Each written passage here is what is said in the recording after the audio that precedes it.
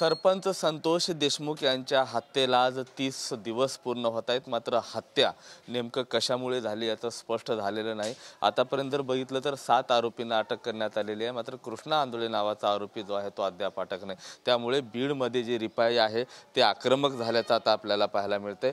बीडच्या कंकालेश्वर मंदिरामध्ये सरपंच संतोष देशमुख यांचा फोटो घेऊन या ठिकाणी अभिषेक करण्यात आलेला आहे, साकडं घालण्याचा प्रयत्न करण्यात आलेला आहे। एवढंच नाही तर या घटनेचा निषेध देखील या ठिकाणी करण्यात आलेला आहे। हे रिपाईचे हे सर्व पदाधिकारी आहेत, नेमकं काय आहे जाणून घेण्याचा प्रयत्न करतोय। काय नेमकी मागणी आहे, तुम्ही आज साकडं घालताय, कुणासाठी साकडं घालताय, निषेध पण व्यक्त करताना दिसताय?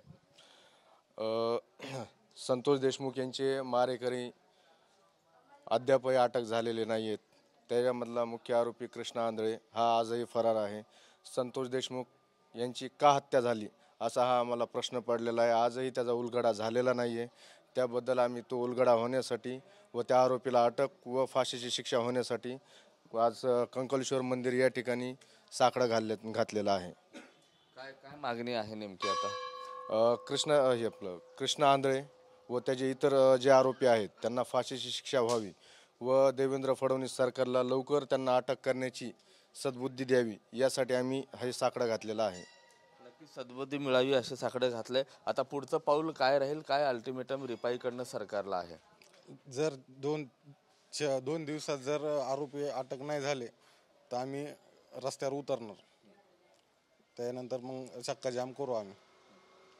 2 दिवसात आरोपी अटक झाले पाहिजेत। काय मागणी असाल? अभिषेक तुम्ही घातलेला आहे, साकडं पण घातलेलं आहे, पुढचं पाऊल कसं राहील, आंदोलनाचं काय राहील भाग? त्यांना जर अटक नाही झाली तर आम्ही रस्त्यावर आंदोलन करू। आमचं देवेंद्र फडणवीस सांगणं आहे की त्यांना लवकर फाशीची शिक्षा द्यावी आणि अटक करून त्यांना फाशीची शिक्षा झालीच पाहिजे।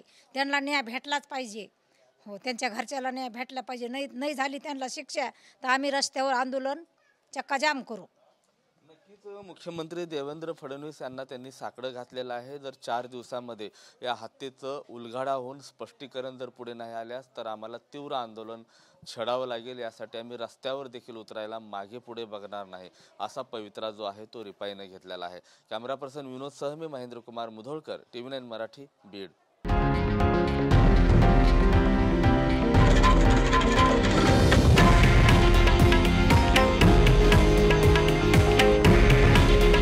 हे आहे देशातील नंबर 1 न्यूज नेटवर्क आणि आपण पाहत आहात TV9 मराठी।